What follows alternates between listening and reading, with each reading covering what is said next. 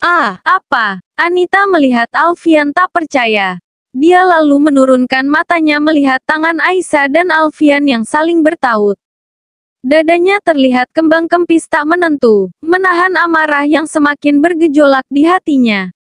Semua orang yang berkerumun mulai bubar satu persatu, meninggalkan tatapan pada Anita dengan penuh celah. Kini hanya tinggal mereka bertiga. Aisyah melepaskan tangannya dari suaminya dengan paksa. Terima kasih, sudah berakting menjadi suami yang baik. Aisyah tersenyum sinis pada Alfian. Dia lalu melihat Anita. Bukan orang lain yang telah menghina dan mempermalukan Anda, tapi Anda sendirilah yang telah merendahkan diri sendiri. Aisyah lalu melirik keduanya bergantian. Selesaikan urusan kalian, saya tak mau ikut campur. Aisyah lalu berjalan meninggalkan keduanya. Apa ini? Tanya Anita tiba-tiba melihat Alfian dengan lelehan air matanya. Alfian tak lantas menjawab. Dia hanya melihat Anita dengan penuh kecewa. Sementara Aisyah berjalan dengan sedikit tergesa. Sesekali melihat tangannya lalu menggosok-gosokkannya dengan kasar pada bajunya. Dia geram. Alfian telah seenaknya memegang tangannya. Bukan hanya itu, suaminya itu juga dengan mudahnya mengatakan jika dia mencintainya di hadapan banyak orang. Sungguh akting yang luar biasa. Aisyah yakin jika berita yang akan heboh setelah ini ialah jika Alfian suaminya adalah sosok suami baik yang mencintai dan membela istrinya. Lagi-lagi Aisyah tersenyum sinis. Alfian dan Anita berjalan keluar ruangan direktur rumah sakit. Disambut oleh tatapan para rekan kerja yang seakan mengintimidasi keduanya. Alfian seolah tak peduli. Dia lalu berjalan meninggalkan Anita. Anita yang nampak kalut dihampiri oleh beberapa temannya. Mereka semua mengajak Anita untuk duduk dan beristirahat. Apa direktur marah? Anita hanya mengangguk. Apa kalian diberi sanksi? Tidak, hanya ditegur secara lisan. Syukurlah. Anita terdiam. Aku pikir hubunganmu dan Alfian baik-baik saja, ucap sahabatnya. Tak kusangka jika ternyata Alfian sudah menikah, ucap yang lainnya lagi. Anita hanya terdiam, nampak sedang berpikir. Tiba-tiba dia berdiri. Anita lantas pergi dengan terburu-buru, meninggalkan sahabatnya yang keheranan. Tanpa mengetuk Anita masuk ke dalam ruangan Alfian, melihat laki-laki yang dicintainya itu sedang duduk termenung di mejanya. Kita harus bicara. Alfian yang kaget melihat kedatangan Anita yang tiba-tiba langsung berdiri. Jangan di sini, aku tak peduli. Anita menutup pintu lalu menghampiri Alfian lebih dekat. Menatapnya dengan kemarahan. Kenapa kamu melakukan ini padaku? Kenapa kamu mempermalukanku di hadapan semua orang tadi? Kenapa kamu katakan jika kamu mencintai wanita itu? Tanya Anita bertubi-tubi. Alfian kembali duduk di kursinya. Anita, kamu yang membuatku terpaksa melakukan ini.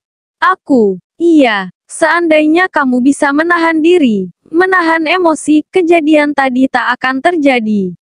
Bagaimana aku bisa menahan emosi jika semua orang di rumah sakit ini membicarakan dan menjelekkanku? Anita, sudahlah. Aku tahu jika kamu pasti tak akan merasa salah. Kamu akan selalu merasa benar.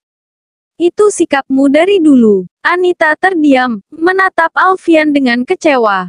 Di matamu sekarang aku terlihat buruk sekali. Alfian tak segera menjawab. Dia hanya memijat keningnya perlahan. Anita terduduk lesu di kursi. Maafkan aku, tapi itu benar, ucap Alfian tiba-tiba, membuat Anita terperangah. Anita, Alfian menatap lekat Anita yang duduk tepat di hadapannya.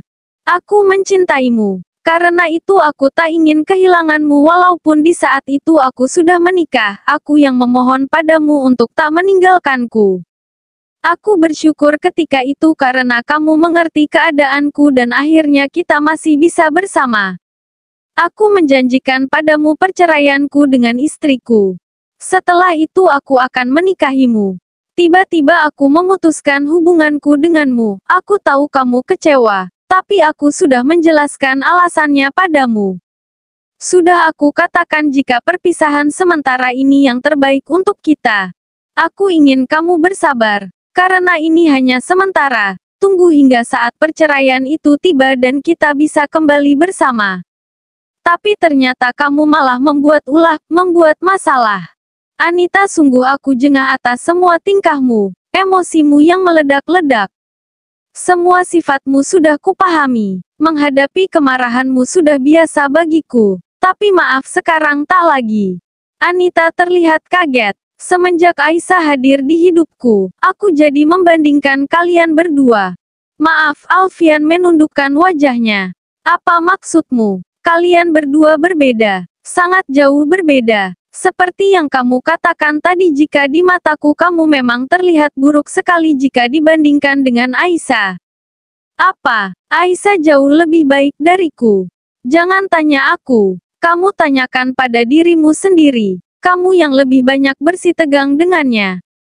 Bandingkan dari caramu menghadapinya dan caranya menghadapimu.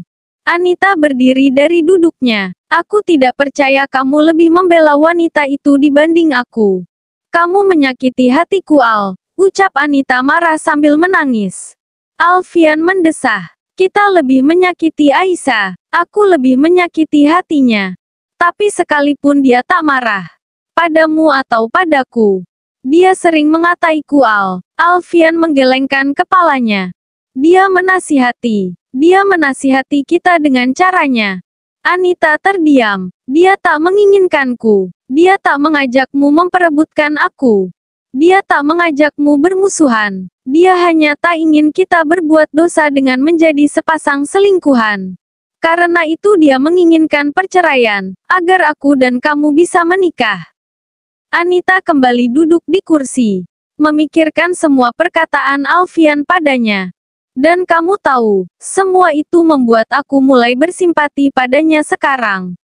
Anita langsung melihat Alfian. Simpati. Entah aku harus menyebutnya apa.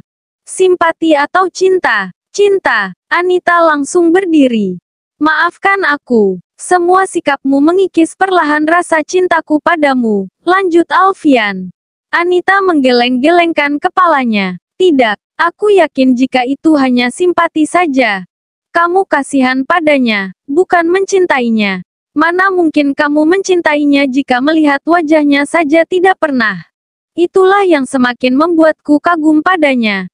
Aisyah bisa membuat seseorang jatuh cinta padanya bahkan tanpa melihat wajahnya. Kecerdasan, karakter dan pendiriannya menjadi keanggunan tersendiri baginya. Daya tariknya. Aku yang dulu membencinya, mengobrol kata jika tak akan jatuh cinta padanya, kini seakan dibuat malu sendiri, menjilat ludah sendiri. Aku jatuh cinta padanya bahkan tanpa tahu seperti apa wajahnya. Anita melebarkan matanya. Lalu bagaimana dengan aku? Alfian melihat Anita. Maafkan aku. Alfian terlihat merasa bersalah.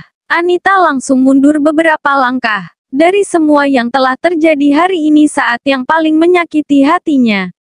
Aku yakin jika kita bisa sama-sama saling melupakan. Izinkan aku menjalani kehidupan rumah tanggaku yang seharusnya.